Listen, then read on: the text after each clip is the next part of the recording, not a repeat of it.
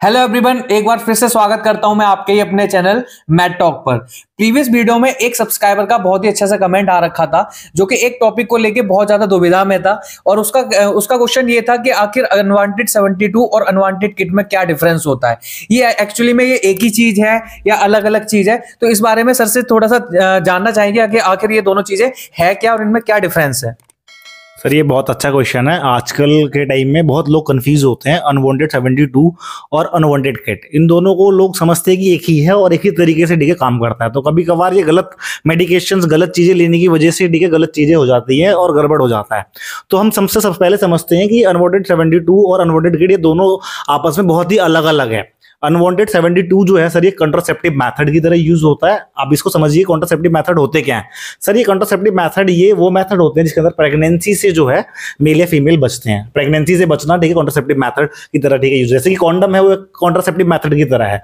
ऐसे अनवांटेड 72 जो है वो कब यूज होता है तो इसको समझिए ठीक है। ये जब आप अनवांटेड अनप्रोटेक्टेड सेक्स जब कर लेते हैं, आप इंटरकोर्स कर लेते हैं, आपने कॉन्डम नहीं यूज करा या इवन आपको डाउट होता है कि हाँ सीमन वगैरह जो है वो इजैकुलेट इनसाइड इजैकुलेट हो गया होगा, तो उस वक्त आपको लगता है कि हाँ वो आप प्रेग्नेंट हो सकते हैं, तो उस वक्त जो आप मेडिकेशन यूज करते हैं प्रेगनेंसी को अवॉइड करने के लिए वो अनवांटेड 72 है। एक्चुअली काम कैसे करता है, जब आपका ठीक है मेल का जो स्पर्म है वो फीमेल के अंदर इंसर्ट होता है, रिप्रोडक्टिव ऑर्गन के अंदर इंसर्ट होता है, तो इसको एग तक पहुंचने में 72 घंटे का समय लगता है। तो इट मींस ठीक है जो ये अनवांटेड 72 है इसके अंदर जो एक सॉल्ट है, एक केमिकल है जिसका नाम है लेवेनोगेस्ट्रॉल। लेवेनोगेस्ट्रॉल का काम ये होता है कि एग को रिलीज होने से रोकता है। कैसे रोकता है, कुछ हार्मोन है LHFSH luteinizing hormone and follicular stimulating hormone, इनको रोकता है। ये एग को रोकता है। अगर एग रिलीज ही नहीं होगा तो वो स्पर्म तक नहीं पहुंचेगा, स्पर्म तक नहीं पहुंचेगा तो फर्टिलाइज नहीं होगा, फर्टिलाइज नहीं होता सर वो तो ठीक है इंप्लांट नहीं होता, और इंप्लांटेशन नहीं होती तो प्रेगनेंसी नहीं होती। तो इस तरीके से ठीक है हम अनवांटेड 72 से प्रेगनेंसी से हम बच सकते हैं।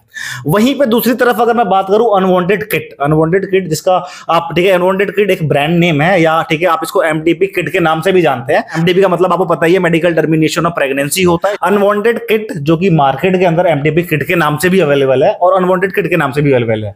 ये एक्चुअली काम कैसे करता है, ये काम तब करेगा ये अबॉर्शन के लिए, अबॉर्शन करने के लिए या इंड्यूस मिसकैरेज, आप अपनी तरफ से मिसकैरेज चाह रहे हैं तब ये काम करता है। मींस आप प्रेग्नेंट हो गए उसके बाद ठीक है आप मिसकैरेज चाह रहे हैं, आप अबॉर्ट करना चाह रहे हैं, उस वक्त ठीक है ये MTP किट यूज होता है।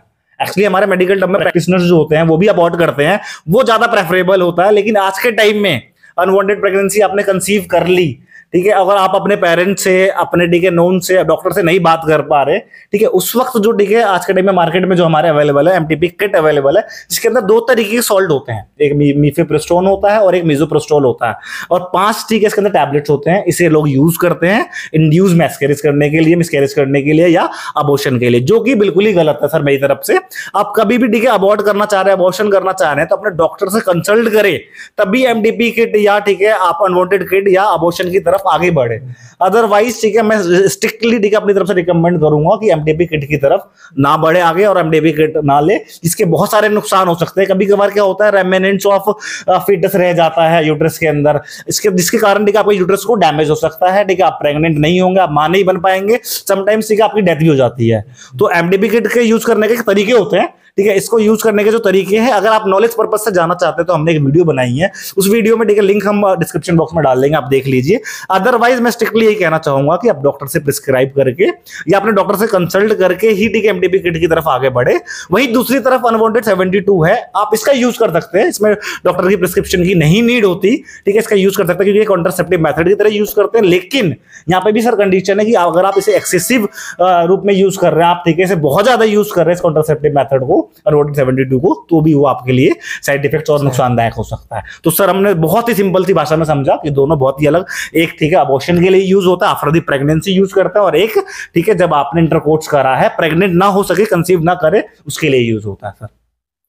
बिल्कुल, बहुत अच्छे से आज सर ने समझाया कि दोनों में डिफरेंस है, दोनों एक ही चीज नहीं है, दोनों के अंदर डिफरेंस है। अनवांटेड 72 प्रेगनेंसी से पहले लेना होता है और अनवांटेड किट जो होती है प्रेगनेंसी के बाद लेनी होती है। मेरा मानना यह है कि बेटा जितना भी हो सके, जितना भी कोशिश करी जाए, उसमें अब MTP हो चाहे वो अनवांटेड किट हो, ये चीजें यूज नहीं करनी चाहिए। मैं आशा करता हूं जिस सब्सक्राइबर ने ये कमेंट पूछा था उसके अब सारे डाउट्स क्लियर हो गए होंगे, और अगर इसके बावजूद भी अगर उसके कोई डाउट वगैरह क्लियर नहीं हुआ है तो नीचे कमेंट सेक्शन में फिर से कोई एक कमेंट टॉपिक के ऊपर कमेंट कर सकता है। तब तक के लिए bye bye, take care and thank you.